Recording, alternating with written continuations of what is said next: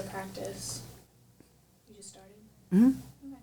Hey, y'all. It's Melanie Petro, and I came across a great article in Harper's Bazaar, and it's all about beauty and what is beauty, and taking it beyond the physical and realizing that it's a group of things that help define who you are. So things that you find beautiful, whether it's something in nature, a dog's tail, or a flower, it all is part of what really shapes who you are and what you stand for, almost like an emotional personality typing. And I thought it was really neat. So we went through and came up with some questions that we felt it'd be great to get answers for and see what other people thought. Because I think too often beauty is thought of as just a flattened version of what it really is, like seeing something in 2D versus 3D. And there's so many dimensions to beauty.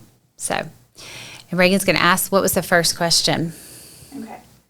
Being in the aesthetics industry, what helps you differentiate constructive beauty from destructive beauty?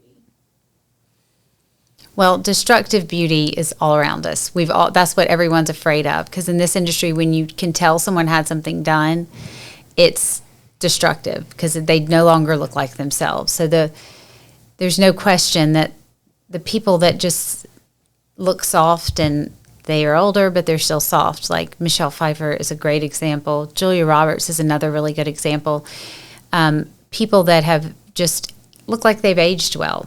Chances are they've had something done, but it's not something you noticed. It's not Kenny Rogers.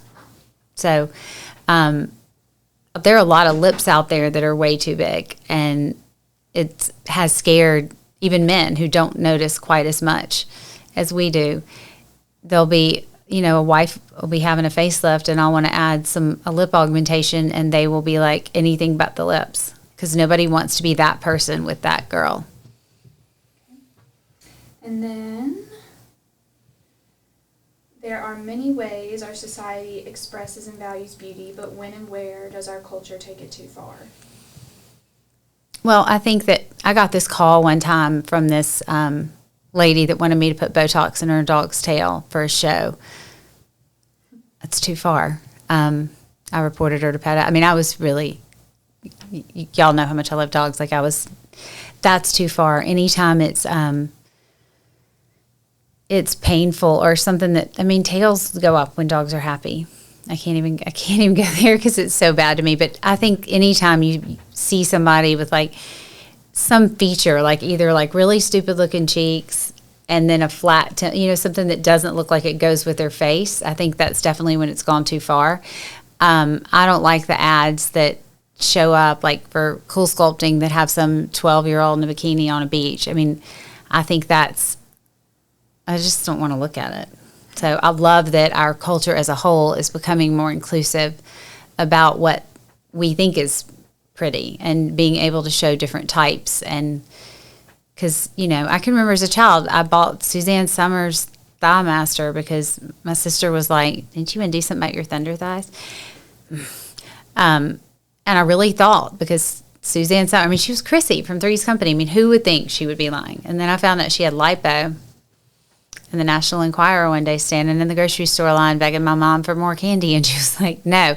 And I look up, and there's this Suzanne Summers she had liposuction. It was never the Thigh Master. But just knowing that, and knowing that no matter what I did, I wasn't going to look like that, meant a lot.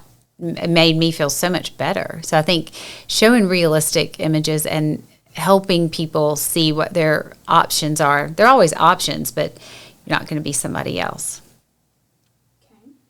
And then list a few things that you do to make you feel beautiful on the inside and outside, but that don't really have to do with your appearance, per se.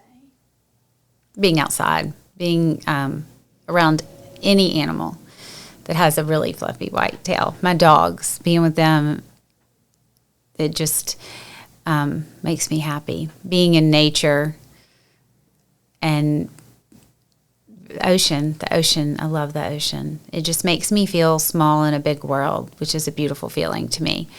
I love anything that has to do with nature and being outside.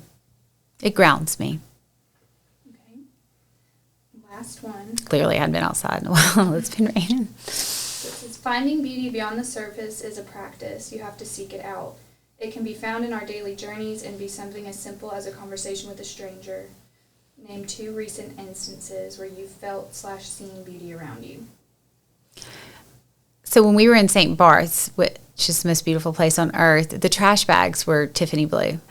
I looked everywhere for those trash bags because I can't tell you what it meant. Like, unexpected. Like, you go to throw something away, and it's your favorite color. I mean, why are trash bags black? I like color. I just think that there's so many other things that could be.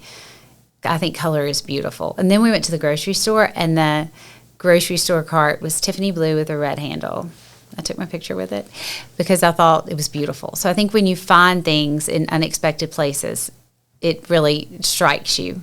I love going to museums. I love looking at art. I love the design district in Miami and just seeing how, like, the Fendi Cafe and all the colors and everything is not colors you would traditionally put together, but everything's beautiful, like everything. And there's even a Fendi logo in the middle of your salad. I mean, I love every little touch of everything. I love in Disney when the trash cans say thank you.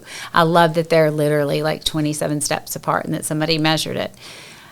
I really appreciate beauty on a level that can be very distracting because I can't get through something because it could be so much prettier. I see the afters, not just in people, but in a plate or a dress. I mean, I would just change a few little things. A pair of shoes. Sometimes I want to change the buckle. I don't understand why almost all tennis shoes have a white bottom. I mean, change it. So. Perfect. All right. Very good. Okay. Well, if y'all have any questions or any thoughts, we would love to hear them. So let us know. Have a great day.